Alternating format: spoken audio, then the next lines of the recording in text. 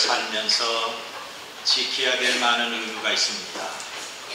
국민은 국가에 대한 의무가 있고, 학생은 학생으로서의 의무가 있고, 직장인은 회사에 대한 의무가 있습니다. 가족은 가족에 대한 의무를 해야 가정이 평화스럽고 행복합니다. 교인들은 교회에 대한 의무가 있듯이 예수님을 믿는 신자는 하나님에 대한 예배와 거룩하게 살 삶의 의무가 있는 것입니다. 사도 바울은 이것을 복음에 합당한 생활이라고 말합니다. 에베소서 1장 4장 1절 말씀을 보면, 그러므로 주 안에서 갇힌 내가 너희를 권하노니 너희가 부르심을 받은 일에 합당하게 행하여 그랬습니다. 빌립보서 1장 27절에서 오직 너희는 그리스도의 복음에 합당하게 생활하라고 권면합니다. 그리고 골로새서 1장 10절 말씀 보면 주께 합당히 행하여 범사에 기쁘시게 하라고 말하고 있습니다. 우리는 하나님의 은혜로 하나님의 것으로 부르심을 받았습니다. 나를 위한 부르심이 아니라 하나님의 영광과 그리스도의 복음을 위하여 우리는 부름을 받았습니다. 그러므로 나를 위해서 살고 나의 인생을 즐거운 것이 아니라 나를 불러주신 하나님의 거룩한 뜻에 따라 살아야 되는 것입니다. 여러분, 그런 삶이 과연 어떤 삶입니까? 여러 가지가 있겠습니다만 오늘 본문은 예수님 믿고 구원받은 자의 합당한 삶을 세 가지로 말씀하고 있습니다. 먼저는 하나님의 말씀을 사모하는 생활입니다. 그렇습니다. 말씀 사모하는 것. 구원받지 못한 사람은 하나님의 말씀과는 아무런 관계가 없습니다. 그런데 구원받은 사람에게는 하나님의 말씀이 없다면 하나님을 결코 기쁘시게 할 수가 없고 믿음의 성장도 없습니다. 2절 말씀 보면 갓난 아기들같이 순전하고 신령한 젖을 사모하라. 이는 그로 말미암아 너희로 구원에 이르도록 자라게 하려 함이라고 했습니다. 사도 베드로는 말하기를 갓난 아기와 같이 순전하고 신령한 젖을 사모하라고 말씀하고 있습니다. 갓난 아이가 출생해서 가장 먼저 찾는 것이 엄마의 젖입니다. 누가 가르쳐주지도 않았는데 본능적으로 엄마의 냄새를 맡고 엄마의 가슴에 얼굴을 파묻고 힘껏 젖을 빠는 것입니다. 이렇게 갓난아기는 엄마의 젖을 먹고 성장합니다. 아기는 오직 엄마의 젖이 전부이며 생명입니다. 흔히 말하기를 어떤 일에 죽어라고 힘 다할 때 말할 때 젖 먹던 힘을 다하라고 말하고 있습니다. 여러분, 젖 먹던 힘을 과소평가하면 절대로 안 됩니다. 배고플 때 아기는 힘을 다하여 엄마의 젖을 빠는 겁니다. 아이에게는 다른 생각할 틈이 전혀 없습니다. 젖 먹는 행위가 아이에게는 전부입니다. 사도 베드로는 아기가 젖 먹는 모습을 보면서 말하기를 갓난 아이들과 같이 순전하고 신령한 젖을 사모하라고 말씀하고 있습니다. 우리는 순전하고 신령한 젖을 사모하는 사람들입니다. 성경은 순전하고 신령한 젖을 하나님의 말씀이라고 합니다.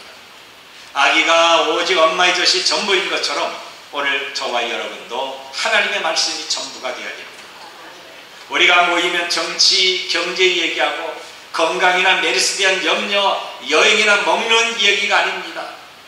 모이면 남의 이야기로 정신없는 이런 경우가 있지 않습니까? 예수님 믿고 구원받은 성도는 하늘의 신령한 젖을 사모하고 그 젖을 먹어야 되는 겁니다. 그런데 사도 바울은 말하기를 우리가 하나님의 젖을 말씀을 사모하기 전에 먼저 버려야 될 것이 있다고 말합니다. 1절 보니까 그러므로 모든 악독과 모든 기만과 외식과 시기와 모든 비방할 말을 버리고 그랬습니다. 여기 우리가 버려야 될 것이 무엇입니까? 먼저는 모든 악독입니다. 한두 가지가 아니라 모든 악은 다 내버리라 바른 거죠. 여기 나오는 악독은 남을 해치는 독한 마음을 뜻하고 있습니다. 구원받은 사람들에게 이 모든 악독은 전혀 도움이 되지 않고 은혜에 되지도 않으며 소용이 없습니다. 오히려 우리는 화평하게 하고 허물을 덮어주며 격려하며 그를 위해서 축복해야 됩니다. 그 다음에는 모든 기만을 버려야 됩니다. 기만은 두 마음을 품는 것으로 거짓을 말하는 것입니다. 이것은 자기 자신의 목적 달성을 위해서 시기하고 속에서 다른 사람을 넘어뜨리면서 좋아하고 있는 것입니다. 신자의 삶은 진실한 삶이 되어야 됩니다. 그리고 다른 사람들에게 유익이 되고 도움을 줘야 될 것입니다. 그리고 더 나아가서 우리가 버려야 될 것은 외식된 삶입니다. 원래 이 말에서 영화배우라는 말이 나왔습니다. 영화배우는 일단 카메라나 무대 앞에 서면 자기 자신의 감정과 환경에 관계없이 각본대로 연극을 하고 있습니다. 슬플 때도 기쁜 표정을 해야 되고, 아파도 건강한 척 해야 되고, 배가 고픈데 배부른 척 해야 됩니다. 자기 의지와 마음이 없이 각본대로 연기하고 있는 것입니다. 이렇게 외식은 자기를 숨기는 가면이고 위선입니다. 자기의 마음과 자기 얼굴과는 전혀 다른 연기로 사람을 속이고 있는 겁니다. 오늘 우리는 겉과 속이 다른 외식된 마음을 내버려야 됩니다. 주님 앞에서 나를 감추지 말고 솔직하게 주의 은혜를 사모해야 됩니다. 그리고 버려야 될 것은 시기가 있습니다.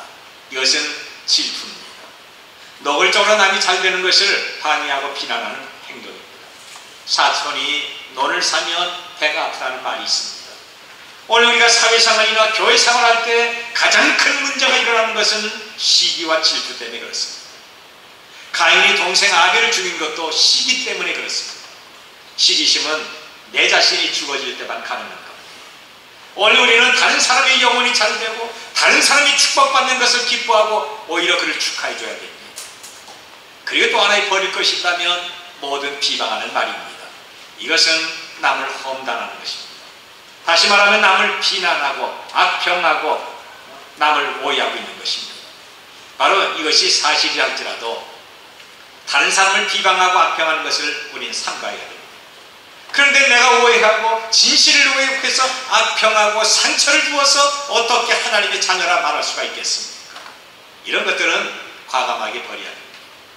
어린아이가 어머니 뱃속에서 나올 때 의사가 탯줄을 미련 없이 끊어버리는 것처럼 구원받은 사람은 모든 악독과 모든 기만과 외식과 시기와 모든 비방하는 것을 끊어버리고 하나님의 자녀로 합당하게 살아야 됩니다.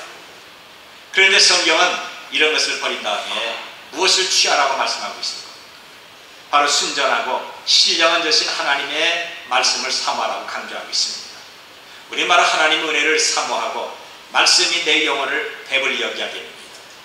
여기 나오는 사모하라, 이 사모라는 것은 막연하게 내가 가졌으면 좋겠다, 나도 해봤으면 좋겠다, 나도 먹어봤으면 좋겠다 하면서 그러는 것이 아닙니다. 내가 이것을 하지 않으면 죽을 수밖에 없다는 것을 알고 살기 위해서 발버둥치고 있는 겁니다. 마치 물에 빠진 사람이 구명투구를 잡지 않으면 죽는다는 것을 알고 필사적으로 허우덩거리면서 구명투구를 잡는 것과 동일한 것입니다. 여기 어머니 되신 분들은 다 경험한 것입니다.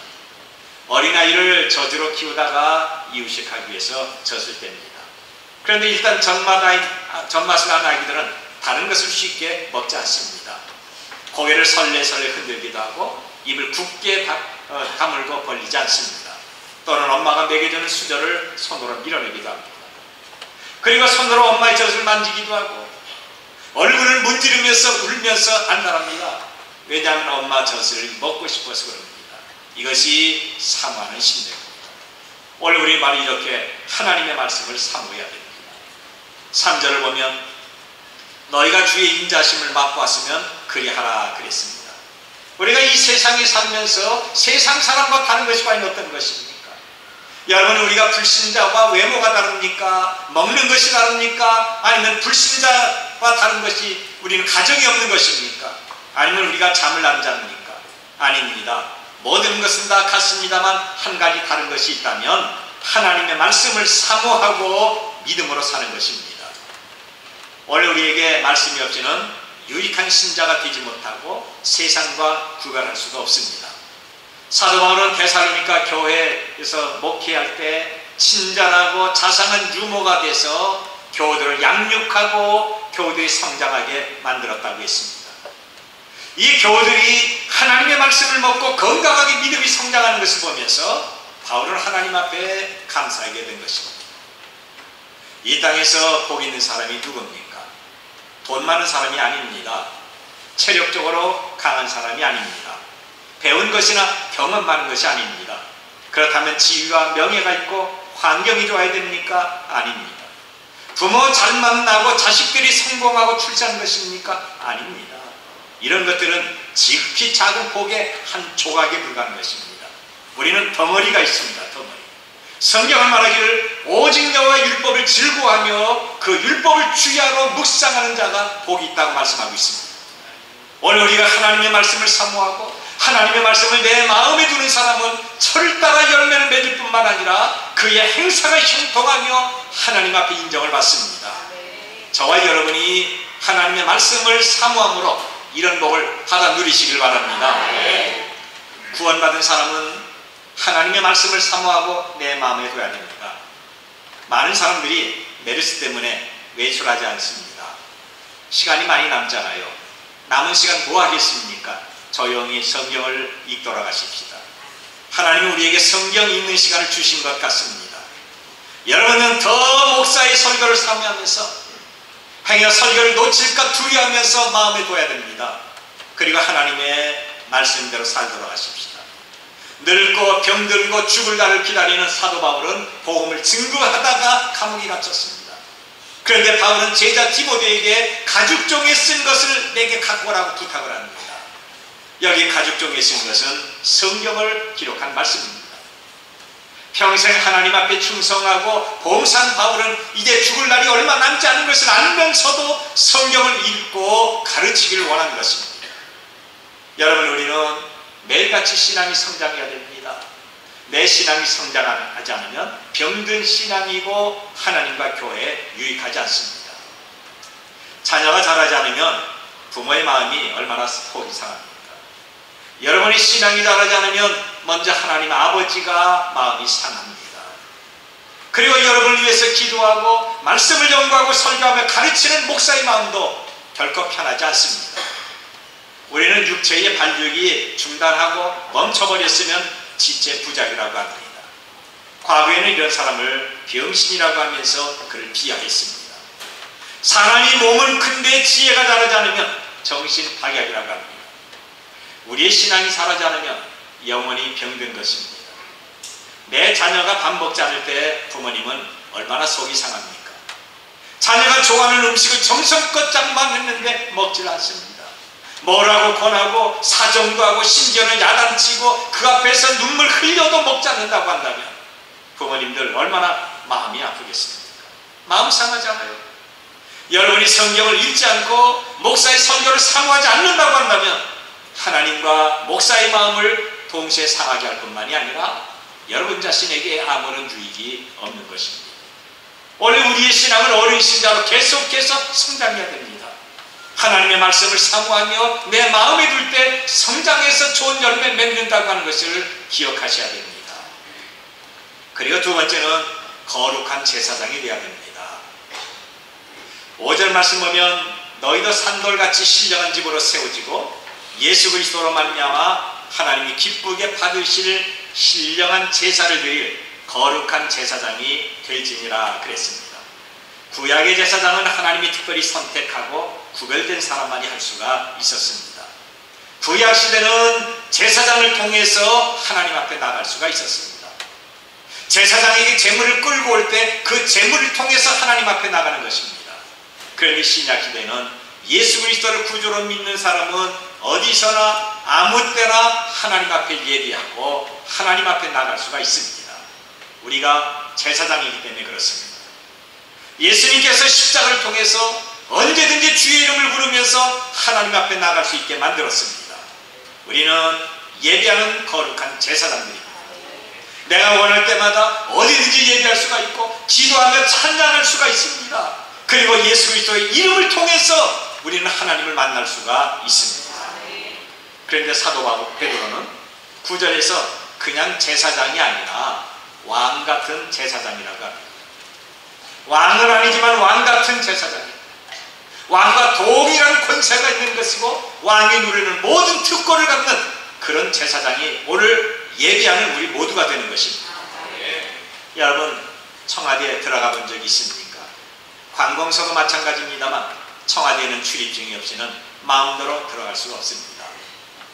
국무총리, 장관, 국회의원, 심지어는 보좌관이라도 청와대에 들어갈 때와 대통령 앞에서는 반드시 가슴에 출입증을 붙여야 됩니다.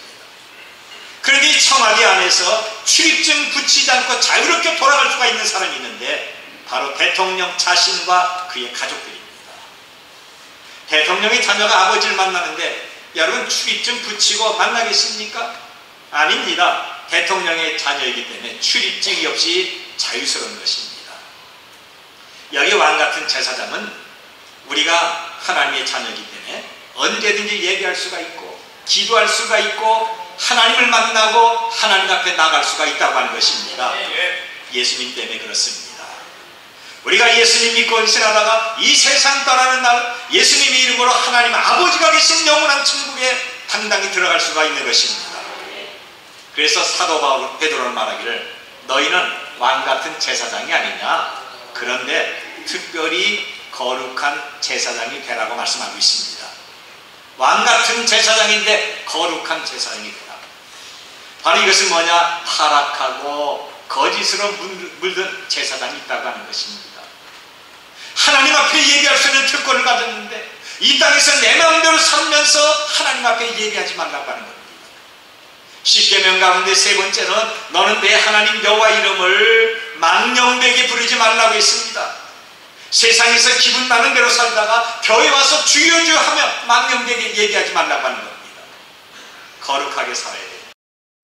하나님은 가식과 형식을 원하지 않습니다.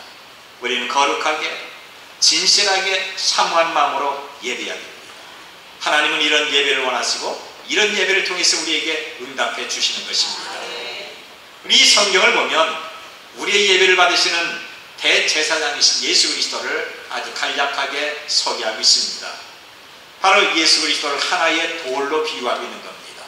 여기 나오는 돌은 쉽게 부서지는 돌이 아니라 아주 견고하고 단단한 돌입니다. 이 돌은 변함이 없습니다. 그래서 건물을 지을 때 요긴하게 사용하고 있는 겁니다. 여러분, 우리의 예수님은 견고한 능력이시며 변함이 없습니다. 예수님은 성전의 모퉁이 돌과 기초석이 되기 때문에 그분께 영광을 되어야 구원받는 믿음의 집을 지을 수가 있다고 하는 것입니다. 4절을 보면 예수님은 산돌로, 6절에서 택한 보배롭고 요긴한 모퉁이 돌로, 7절에서 건축자의 버린 그 돌, 그리고 8절에서 부딪히는 돌과 걸려 넘어지게 하는 바위라고 했습니다. 산돌이란 부활하신 주님을 말씀하고 있습니다. 그분은 영원한 생명 되셔서 우리에게 생명을 주십니다. 그리고 모퉁이 돌은 하나님 백성에 대한 하나님 자신이 흔들리지 않는 관계성을 얘기하고 있습니다. 세상은 변하고 사람도 변하고 흔들려도 우리를 향하신 하나님의 사랑과 돌보심은 절대로 변하지 않습니다. 하나님 은혜가 변하는 것은 아닙니다. 그리고 예수님을 건축자의 버린 돌이라고 비유하고 있습니다. 예수 그리스도는 사람들에게 완전히 버림을 받았습니다. 이 당시 유대사회와 바리새인들과 종교 지도자들과 장로들에게는 부담 주는 쓸모없는 사람으로 보였습니다. 그래서 예수님을 십자가에 못 박아 죽였습니다. 그런데 하나님의 능력으로 부활하신 우리 주님이십니다. 대제사장과 바리새인과 그 당시 장로들에게는 예수님은 전혀 쓸모가 없었는데 그분은 우리에게 꼭 필요한 길과 진리와 영원한 생명이십니다. 우리가 구원받고 천국 삶을 살기 위해서는 모퉁이 돌이 되신 예수 그리스도에게 연결되어야 되는 것입니다. 그리고 주님을 부딪히는 돌로 말씀하고 있습니다. 예수 그리스도를 거절하는 자는 공포와 파멸과 영원한 죽음을 준다고 하는 것입니다. 여러분, 여기에서 우리는 무엇을 깨달을 수가 있습니까? 예수 그리스도를 구주로 영접하는 자는 은혜를 받지만 그분을 거절하는 사람은 영원한 심판과 사망이 있다고 하는 것입니다. 믿는 자에게는 한없이 보배로운 예수님이지만 거절하는 자에게는 반드시 거치는 반석이 되고 부딪히는 돌이 돼서 넘어지고 깨지는 것입니다. 그래서 사도 베드로는 말하기를 예수 그리스도로 말미암아 하나님이 기쁘시게 받으실 거룩한 제사를 드릴 거룩한 제사장이 되라고 말씀하고 있습니다. 여러분, 우리는 대제사장이신 예수님께 신령한 예배를 하는 거룩한 제사장들입니다. 그래서 예배는 항상 거룩한 예배가 되어야 됩니다. 건성으로 습관적으로 내 편리대로 예배하지 마십시다. 내 몸과 뜻과 생명과 정성을 다하여 예배하는 그 시간이야말로 복된 시간이고 거룩한 예배 시간이 되는 것입니다. 그런데 제사장의 직무는 두 가지가 있습니다. 두 가지. 먼저 하나님 앞에 인도하는 직무가 있습니다. 사람들을 하나님 앞에 이끌어가는 겁니다. 제사장이 하는 것은 많은 사람들을 제사를 통해서 하나님을 소개하고 하나님 앞에 인도하고 있는 겁니다. 구약에서는 제사를 통해서만 하나님께 나갈 수가 있었습니다. 원래 제사장이라는 말은 다리를 놓는다는 말에서 파송이 됐습니다. 그러므로 제사장은 하나님 앞에 다리를 놔서 많은 사람들이 다리를 건너서 구원받게 만들어야 됩니다. 이제 우리는 수많은 사람들에게 구원의 다리가 되어야 됩니다. 다리의 이름은 예수 그리스도이고 다리를 놓는 그 작업이 119 영혼 구원 운동이 있습니다. 회피하면 안 됩니다. 그리고 또 한 가지 직무는 하나님 앞에 예물을 드리는 직무가 있습니다. 모든 그리스도인들은 계속해서 하나님 앞에 예물을 드려야 됩니다. 구약에서 제물은 동물의 피와 살이었습니다. 이것은 생명 전체를 뜻하고 있습니다. 신약에서 생명 전체를 주님 앞에 제물로 드려야 됩니다. 예배를 통해서 내 몸과 마음을 드리고 시간과 물질과 받은 은사를 하나님 앞에 드려야 됩니다. 로마서 12장 1절에 있는 말씀을 보면 그러므로 형제들아 내가 너희를 권하노니 모든 자비하심으로 너희를 권하노니 너희 몸을 하나님이 기뻐하는 거룩한 산 제물로 드리라. 이는 너희가 드릴 영적 예배니라 그랬습니다. 여러분, 우리는 거룩한 제사장으로 예배를 더 사모하며 바르게 예배해야 됩니다. 내 생활과 삶 가운데서 신령하고 거룩한 예배가 계속되어야 될 것입니다. 그리고 마지막으로 보면 성도라고 하는 신분을 깨닫고 살아야 될 것입니다. 그리스도인으로 합당한 삶이라는 것은 하나님의 말씀을 사모해야 될 것이고 거룩한 제사장이 돼서 예배해야 됩니다. 그리고 성도의 고귀한 신분의식을 가져야 될 것입니다. 과거 조선일보에 이 아이의 연고자를 찾으라는 광고와 함께 중학교 정도부에 있는 어떤 소년의 사진이 한 장이 실렸습니다. 내용을 보니까 이 학생이 길을 가다가 교통사고로 세브란스 병원에 실려갔는데 이 사고의 충격으로 머리를 다쳐서 기억 상실이 되어버리고 말았습니다. 어디에 사는지를 모릅니다. 나이도 모르고 이름도 모르고 부모와 형제와 학교와 과거를 모르는 아주 불행한 사람이 됐습니다. 기억 상실은 자기의 모든 과거와 자기의 신분과 자기 위치까지 다 잊어버리는 것입니다. 우리가 예수님을 믿고 구원받는 그 순간 우리의 신분은 변합니다.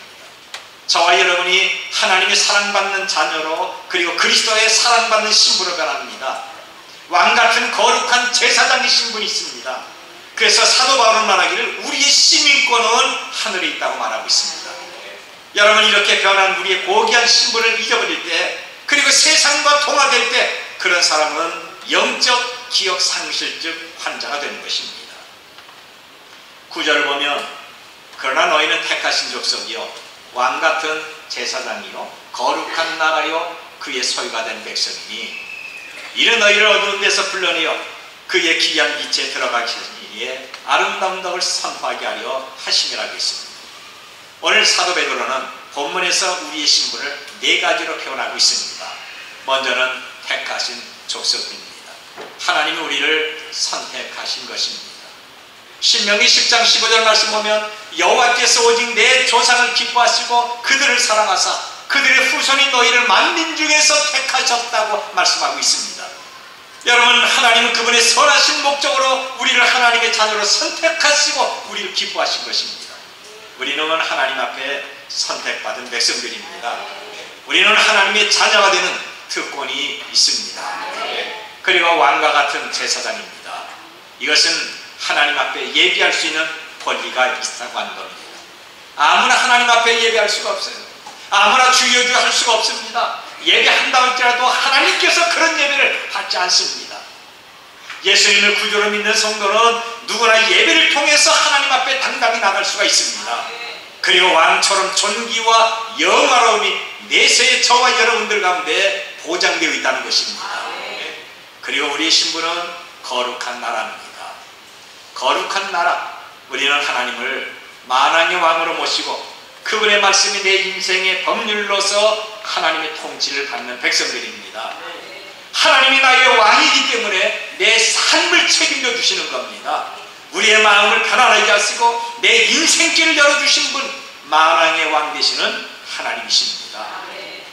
마지막으로 보면 하나님의 소유된 백성입니다. 우리는 하나님의 것입니다. 내가 이 땅에 약하고 실수투성이고 허물이 많지만 하나님이 나의 주인이 되시기 때문에 그분의 자녀로서 사랑을 받고 보호를 받습니다. 과거에는 하나님을 알지 못하고 하나님을 멀리 했지만 이제 우리의 신분이 완전히 변했습니다. 우리가 세상에 살아갈 때 나는 하나님 앞에서 택하신 족속이고 왕과 같은 제사장이고 거룩한 나라며 하나님의 소유된 백성이라는 신분의식, 여러분 이것을 확실히 가지셔야 됩니다. 그러면 현실의 어려움도 오고 질병과 아픔과 가난이 몰려온다 할지라도 하나님 우리에게 안전한 지배가 되시고 우리를 보호하시며 승리케 만들어 주십니다.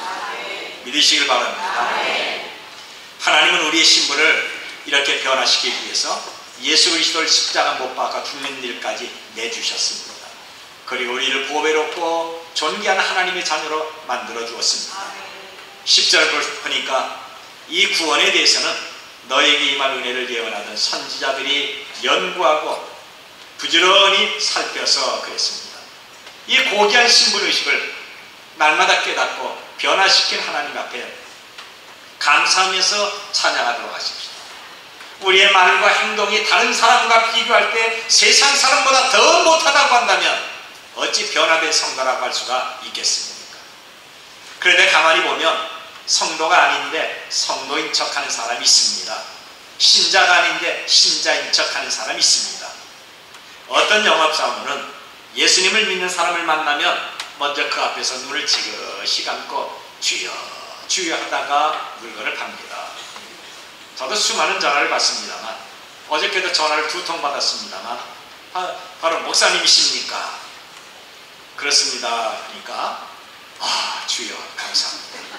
할렐루야. 그러면서 한 사람은 보험을 드시죠. 또 한 사람은 자동차 월급으로 구매하시죠. 기도 흉내가 그의 장사기전이에요. 여러분 가짜 전도인이 얼마나 많습니까? 사이비 이단과 신천지와 하나님의 성의 안상홍 증인이가 다 가짜 아니에요. 가짜가 진짜인 척하는 겁니다. 오늘 우리 가운데 신천지 교인이 있으면요, 진짜인 척하지 말고 진짜로 회개해서 하나님 앞에 바르게 믿으셔야 됩니다. 괜히 지옥 가서 평생 후회하며 슬프면 되겠습니까? 우리는 분명히 구원받은 하나님의 자녀인데 예수님 믿는 것을 부끄럽게 하는 그런 사람이 혹시 우리 가운데 없나요? 구원받은 사람은 구원시켜준 예수님을 말하고 자랑해야 될 것입니다. 과거에 어느 직장에 제가 신방을 갔습니다. 그 회사 과장이 교회 집사님이십니다. 멀리 이사해서 지금 나오지 않으니까 제가 말씀드리는 거예요. 식사 대접한다고 해서 근처 식당에 갔더니 많은 직원들이 그에게 인사를 합니다. 음식을 놓고 식탁 앞에 놓은 다음에 집사님 나가 기도하겠습니다. 그리고 조그맣게 기도했습니다. 뭐 크게 하는 것도 아니에요. 기도 끝나니까 옆에 있던 직원들이 웃으면서요, 과장님 교회 다니세요? 오늘 처음 알았네요. 목사님 자주 오셔야 되겠네요. 이 말을 들은 그 집사님은 얼굴이 빨개져서 아무 말 하지 못합니다. 여러분 초년생으로 그 직장에 들어가서 과장이 될 때까지 직장 생활하면서도 목사가 식사 기도할 때 비로소 직원들이 교인인 것을 알고 있다고 하는 것입니다. 내가 예수님 믿는 것을 감추고 교회 재직인 것을 부끄럽게 여기면서 정한지렇게 다니는 것을 숨긴다고 한다면 어찌 하나님의 축복을 기대할 수가 있겠습니까? 하나님도 그런 사람을 부끄럽게 여기실 것입니다. 성도의 신분은 참 귀한 것입니다. 아무나 하나님의 자녀가 되는 것이 아닙니다. 우리의 신분 변화를 위해서 예수님께서 십자가에 못 박혀 죽으셨습니다. 로마의 시민권은 돈 주고 살 수가 있었지만 바울이 가졌던 하늘의 시민권은 돈 주고 살 수가 없었던 것처럼 우리의 신분은 세상의 그 어떤 것과 교환할 수가 없는 보배롭고 존귀한 것입니다. 내가 어떤 신분을 가졌느냐? 확신할 때 모진 시험과 쓰라림과 실패가 있어도 좌절하지 않습니다. 주님이 잡아주신 것을 확신할 수가 있습니다. 여러분, 우리는 구원받은 사람들입니다. 모든 악도, 모든 기만, 외식과 시기와 비방하는 말을 버리도록 하십시다. 우리의 남은 인생 순수한 하나님의 말씀을 사모하면서 삽시다. 말씀이 있는 곳에 내 마음이 있고 내가 있는 곳에 하나님의 말씀이 머물도록 하십시다. 우리는 거룩한 제사장으로 하나님 앞에 예배합니다. 예수 그리스도를 통해서 언제든지 하나님을 만날 수가 있습니다. 언제든지 예배와 기도를 통해서 우리가 하나님 앞에 나가고 하나님을 만나고 하나님을 기쁘시게 할 수가 있습니다. 우리는 성도의 신분을 가졌습니다. 내가 받은 신분의식 분명히 하도록 하십시오. 가정에서, 직장에서, 사회에서 고귀한 신분 주신 하나님 앞에 날마다 찬양하면서 우리의 믿음의 성숙과 더불어 영원 구원에 많은 열매를 맺는 우리 모두가 되시길 바랍니다.